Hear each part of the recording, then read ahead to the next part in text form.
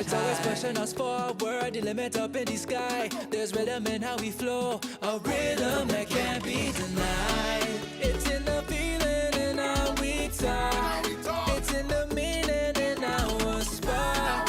It is the thing that sets us apart. Who we are. 'Cause the rhythm of life keeps bumping.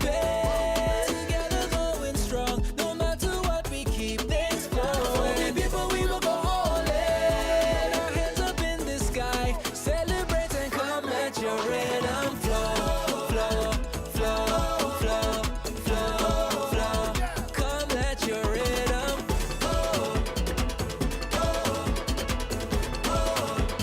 come let your rhythm flow.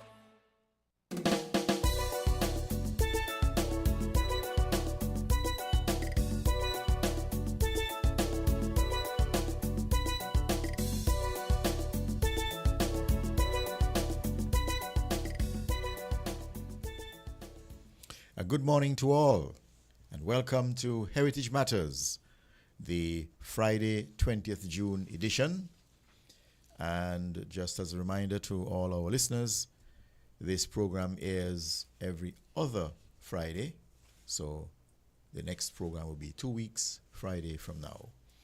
On this program, we try to discuss things of heritage, things of culture, things pertaining to St. Kitts and Nevis that hopefully is of interest to everyone.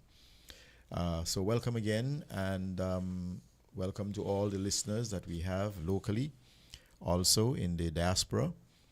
And we would welcome everyone to call in if you have any questions, comments, or contribution.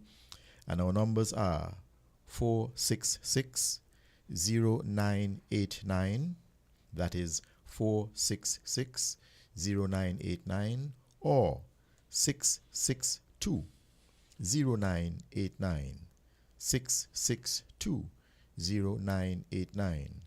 And those calling from the US can use the number 718-285-6984.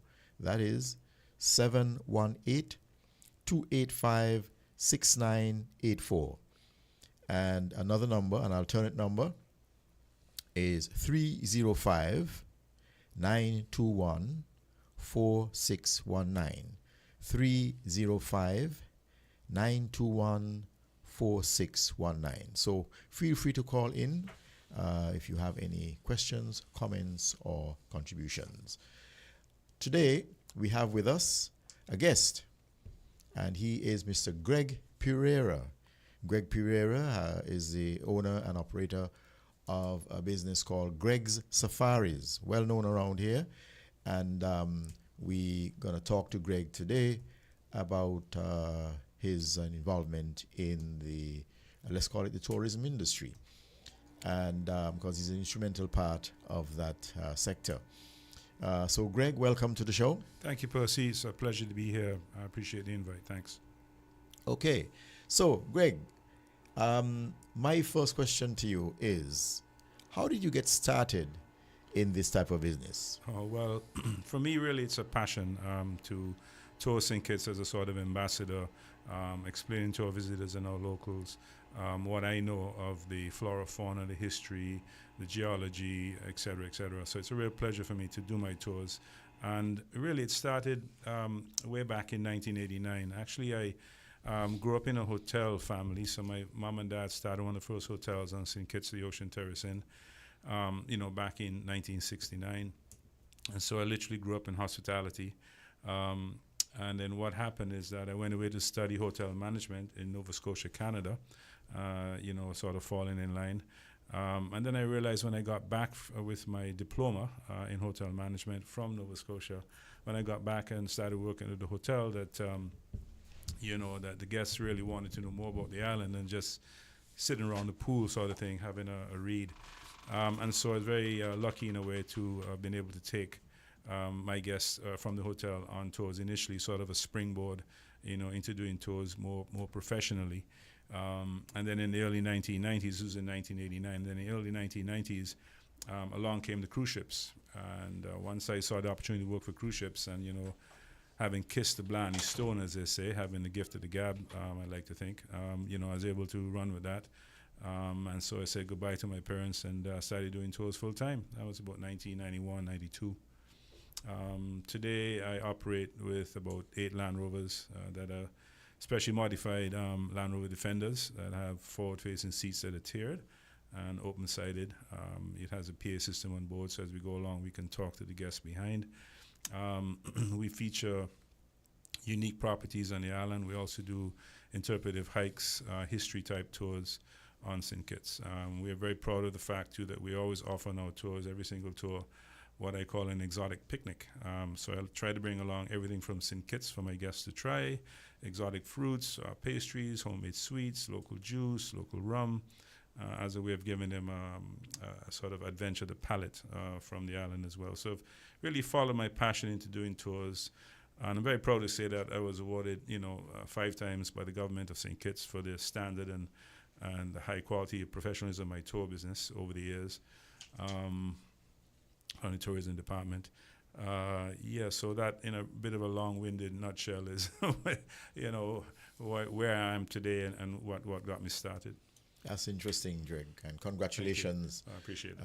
On your movement so far. But I don't recall if you mentioned, but didn't you start by doing tours like to the volcano and stuff like that first? Right, absolutely. So initially I was a hiking tour guide, basically. I had a good friend, actually, in the early years, Vandell Berry, who helped me sort of flesh out what I wanted to do, following my passions I did, because he did the same thing. And so it was really with his inspiration that I got started doing hiking tours for the hotel guests while I still worked at the hotel. On my weekends and days off, I'd borrow the company vehicle and take folks up to see the volcano crater, maybe take them into Lodge Mountain for hiking the rainforest there. It started basically as a hiking tour business and then evolved from there. Okay, wonderful, wonderful. Do you still do any hikes? Well, I'm 64 now, and this is way back when I was a youngster. No, I no longer do the full-day hike to the volcano, but I still offer a really nice 5-hour hiking experience, where we have a 2-part hiking tour. The first part of the 2-part tour is a visit to the rock drawings at Stone Fort Ravine. So we go into the Bloody River Canyon, and we have a look at the petroglyphs from pre-colonial times. It's a 1-mile hike, the first part of the hiking tour. And then the second stop we make is into the Wingfield River Valley, a place I call the Valley of Giants because of the old trees. And we walk along that coursing stream that comes through there with the giant trees. And it's an interpretive experience. So I dive into the pre-colonial history of St. Kitts with the petroglyphs. And then as we hike in the rainforest at Wingfield, we talk about the flora and fauna and other things to do with the protected ecosystem there. And actually, I and my friend O'Neill Mulrain, who heads up O'Neill's Tours, created a really nice trail in Wingfield Valley that everybody today uses. And this loop trail that we created initially back in the early 90s not only goes along the banks of the Wingfield River, but also goes up on top of a ridge that overlooks the valley below. So I'm very proud to be the instigator of that trail in Wingfield with O'Neill, my friend. So that trail, I think, is the one we call the Peter Manning Trail. Correct. That's where the name came from, yes. Where did the name Peter Manning came from? Since you and O'Neill were the ones who hacked it out. Right. So actually there's a valley that runs parallel to the Wingfield River Valley. Mm-hmm. It's a dry valley per se. There's no water in there except in heavy rains. But this particular valley running parallel to Wingfield is known as the Peter Manning Valley. Now, from what I understand, from a lady who gave me some background information, Peter Manning was an individual whose land apparently was in that area. Whether he was in early colonial times or sort of post-colonial times, I'm not exactly sure. But the name comes from the gentleman who actually controlled that valley, which runs parallel to Wingfield. Okay, yes, I often wondered where the name came from.